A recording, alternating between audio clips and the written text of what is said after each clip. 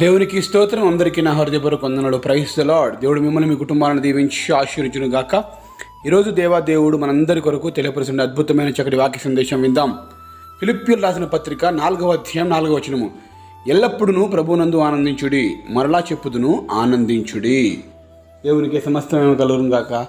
దేవుడిచ్చే గొప్ప ఆనందం మన కుటుంబాలను ఏలును గాక. ఆమెన్. ప్రియ దేవుని బిడ్డలారా, మనకు ఈ లోకమందు ఆనందం ఎక్కడి నుంచి దొరుకుతుందంటే కేవలము దేవుని బట్టే ఆనందం కలుగుతుంది. అందుకే దేవుడు ఈరోజు మనకి తెలియపరుస్తున్నాడు, ప్రతి విషయంలో ఎల్లప్పుడూ ప్రభువునందు ఆనందించండి.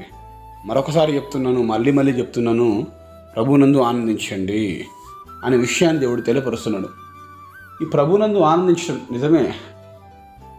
ప్రభువులో ఉన్నవారికి, ఖచ్చితంగా ప్రార్థన చేసుకున్న వారికి, వాక్యం చదువుతున్న వారికి, ఆరాధనలో ఉన్నవారికి, దేవుని మందిరానికి వచ్చిన వారికి, దేవుని పిల్లలతో సహవాసం చేసేవారికి ఎల్లప్పుడూ ఆనందంగా ఉంటుంది. ప్రభువులో ఆటోమేటిక్గా ఆనందం వస్తూ ఉంటుంది.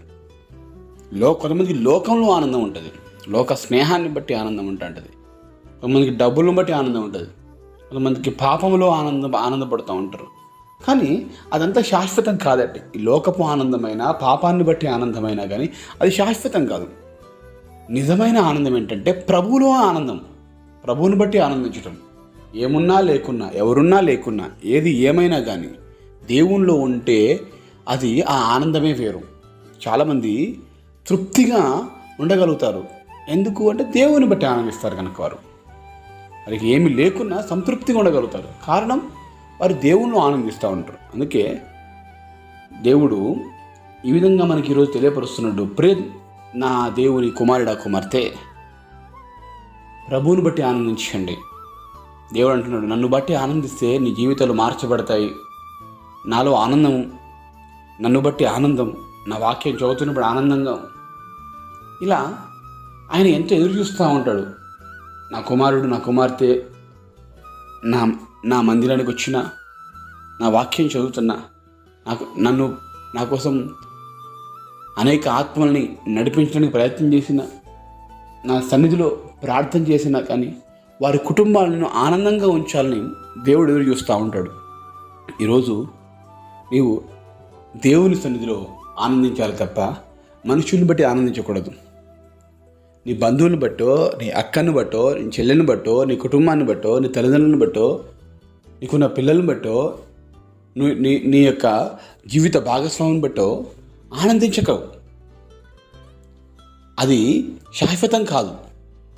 నిజమే, కుటుంబం సంతోషంగా, భార్యాభర్త, పిల్లలు, కుటుంబం అంతా సంతోషంగా ఆనందంగా ఉండాలి. ఆనందంగా ఉండాలి కానీ ఆ ఒక్కదాన్ని బట్టే ఆనందంగా ఉండకూడదు. యేసయ్య కంటే అది ఆ కుటుంబమైనా, ఆ పరిస్థితి ఏదైనా కానీ అది ఆనందంగా ఉండకూడదు. యేసయ్యే మనకు మొదటి ఆనందం. కనుక ప్రియాతిపైన దేవుని కుమారుడు, కుమార్తె, ఒకవేళ నీకున్నటువంటి జాబుని బట్టి ఆనందిస్తుండొచ్చు, ఆనందించుకో. అది ఇచ్చిన దేవుని బట్టి ఆనందించు. డబ్బు ఉందని ఆనందించకు, ఆ డబ్బు ఇచ్చిన దేవుని బట్టి ఆనందించు. నా కుటుంబం ఎంత బాగుంది, నన్ను ఎంత బాగా చూసుకుంటున్నారు అని చెప్పేసి వాళ్ళని బట్టి ఆనందించకు. ఆ కుటుంబాన్ని అలా ఉంచిన దేవుని బట్టి ఆనందించు. నీకు ఇచ్చిన గర్భఫలాన్ని బట్టి ఆనందించకు, ఆ ఇచ్చిన దేవుని బట్టి ఆనందించు. దేవునికి సమస్త మహిమ. మనము ఎంతకాలం చెప్పుకున్నా కూడా అది తక్కువే అండి. ఎందుకంటే ప్రభువులో మనం ఉన్నప్పుడు మనల్ని దేవుడు అన్ని విషయాల్లో ఆనందింపజేస్తాడు. అందుకే అంటాడు, ప్రభువులో ఆనందించు, ముందు ప్రభువుని బట్టి ఆనందించు. ఈరోజు ఆనందమే లేకున్నాదు, నాకు అంత దుఃఖమే, కన్నీళ్ళే, బాధనే, అనారోగ్యమే, అప్పులే అని అనుకుంటుండొచ్చు. వాటిని బట్టి చూడకరు, అస్సలు చూడకు. దుఃఖం ఉందా, కన్నీళ్ళు కాల్చాల్సిన పరిస్థితి ఏర్పడుతుందా, అనారోగ్యమా, అప్పులా, కుటుంబ సమస్యలా, సాతాను శోధనలా, వాటన్నిటిని ప్రక్కన పెట్టు. ప్రభు సన్నిధిలో ప్రార్థన చేసుకో, ప్రభువుని బట్టి ఆనందించు. అప్పుడు నీ జీవితం, నీ కుటుంబం మార్చబడుతుంది. సంతోషంగా నీవు జీవించగలుగుతావు. ప్రభువులో ఆనందిస్తే నీ కుటుంబం సంతోషంగా ఉండగలుగుతుంది. ప్రభువులో ఆనందిస్తే అన్ని విషయాలు ఆనందంగా ఉండగలుగుతావు. కనుక ఈ గొప్ప వాగ్దానం దేవుడు తెలియపరుస్తుండగా ప్రభువుని బట్టి ఆనందించుదాం, అన్ని విషయాలు మనం ఆనందాన్ని పొందుకుందాం. ప్రార్థన చేస్తున్నామా? ప్రార్థన. మహాగణుడా, పరిశుద్ధుల, ప్రేమ గల తండ్రి, వందనాలు, స్తోత్రాలు. మరలా చెబుతున్నాను, ప్రభువునందు ఆనందించుకునేటువంటి గొప్ప విషయాన్ని రోజు మా ముందుంచి మాకు తెలియపరిచినందుకు వందనాలు, స్తోత్రం చెల్లిస్తున్నాం తండ్రి.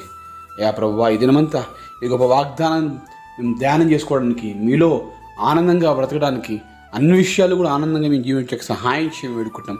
అయ్యా ప్రస్తుతం దుఃఖంలో ఉన్నాం, కన్నీళ్ళతో ఉన్నాం, వేదనలో ఉన్నాం, అనారోగ్యాలతో ఉన్నాం, అప్పులతో ఉన్నాం, బాధల్లో ఉన్నాం తండ్రి. జాబ్ లేకుండా, బిజినెస్ సరిగ్గా లేకుండా, గర్భఫలం లేకుండా, అయా తండ్రి కుటుంబాల సమస్యలతో, శోధనలతో, ఇరుకులతో, ఇబ్బందులతో బాధపడుతాం మా కుటుంబాల్లో. వాటిని బట్టి మేము బాధపడకుండా నిన్ను బట్టి ఆనందించి ప్రతి విషయంలో కూడా మాకు ఆనందం దయచేయమని యేసు నామములో వేడుకుంటున్నాం తండ్రి. ఆమేన్.